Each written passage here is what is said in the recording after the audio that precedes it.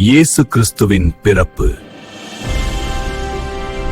பல ஆண்டுகளுக்கு முன்பு மனிதரை ரட்சிக்க தேவனுடைய திட்டத்தின்படி இயேசு கிறிஸ்து பிறக்கிருந்தார்.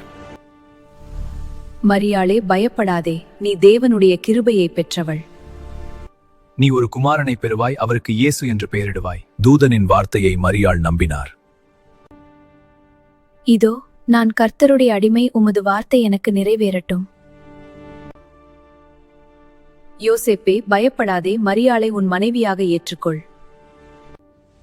அவளில் உண்டானது பரிசுத்த ஆவியினாலே. யோசேப்பு தேவனுக்கு கீழ்ப்படிந்தார்.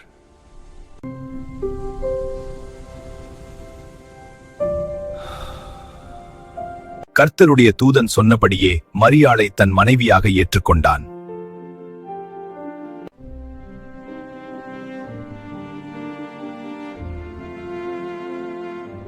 அந்நாட்களில் ரோம அரசன் மக்கள் தொகை கணக்கெடுப்பை அறிவித்தான்.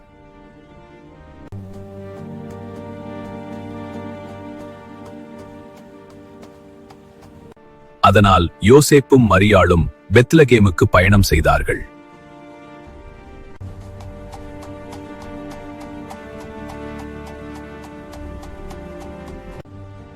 பெத்லகேமில் அவர்களுக்கு தங்க இடமில்லை.